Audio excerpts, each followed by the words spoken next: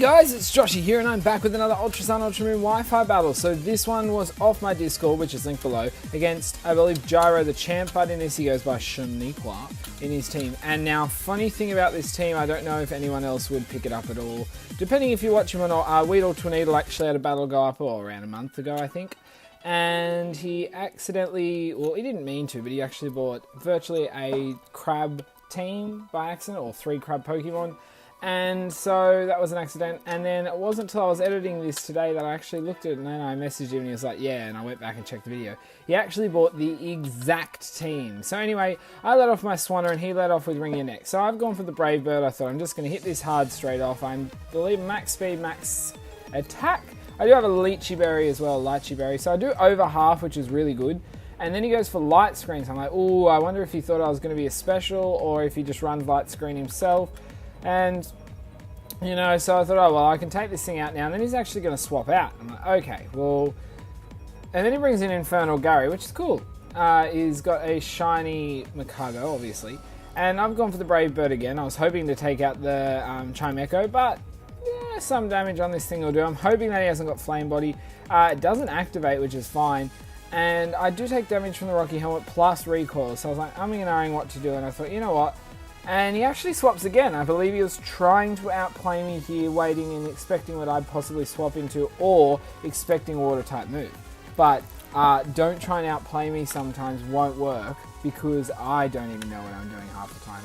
So now he goes for Endure, which isn't a bad idea if he could have got a speed boost up.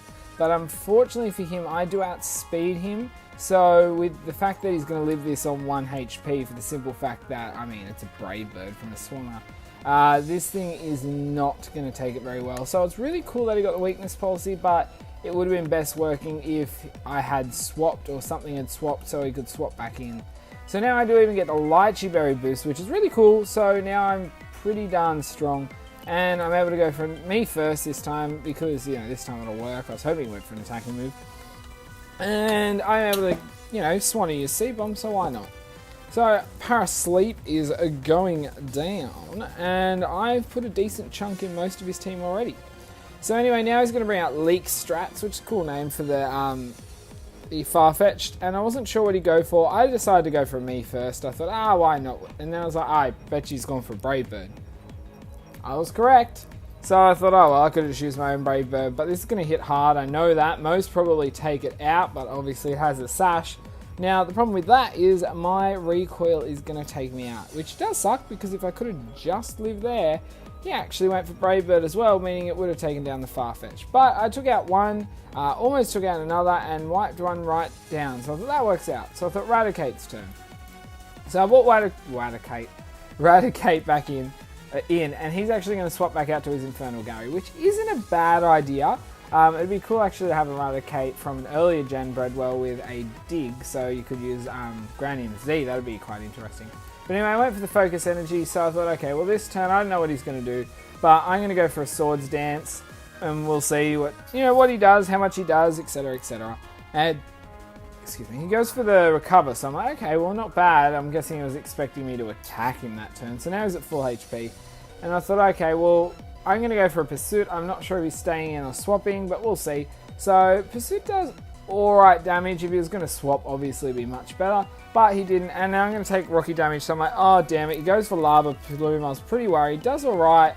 And then I get burnt. And usually, yeah, okay, this would usually suck. But thanks to the fact I'm 100% crits with Scope Lens, it's going to be a critical hit. And Facade, so I get the Facade boost, the Ignoring, and somehow Raticate pulls out of that almost impossible, pretty much impossible position, except for that. So I'm able to, like, I thought, you know, from the basis of that, I really wanted to show this battle off because I couldn't believe Raticate pulled that off.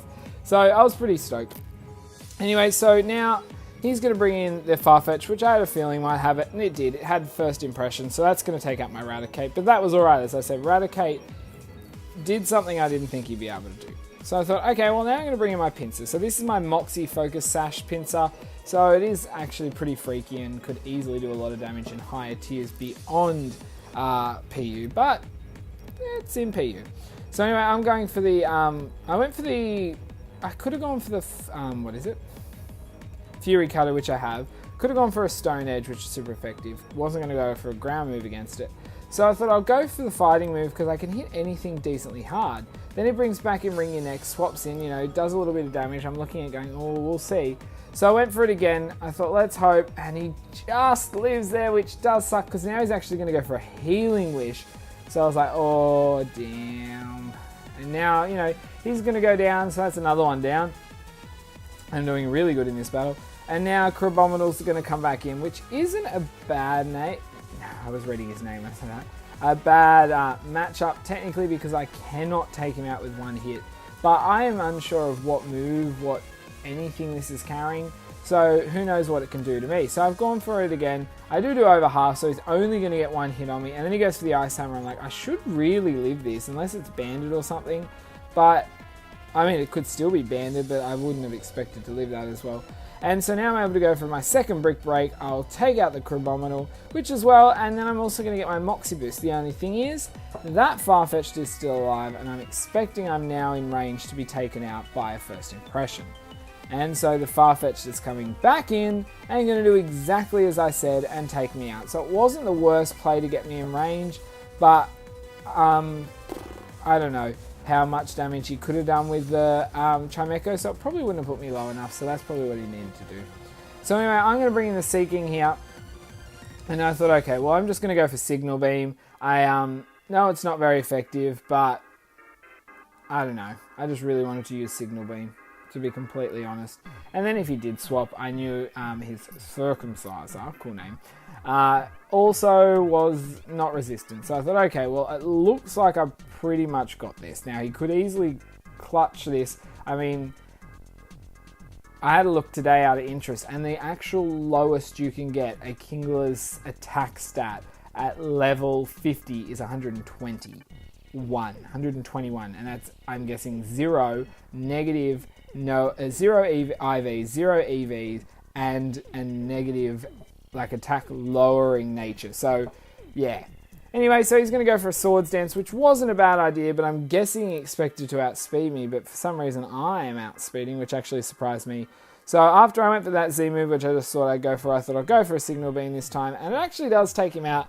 So I do win that one 3-0. I didn't even get to show off 2 of the Pokemon. Now, usually I wouldn't upload a battle that I have a win or a loss of that distance, but it just felt right. I really wanted to show off that Raticate because I was really happy and surprised with him.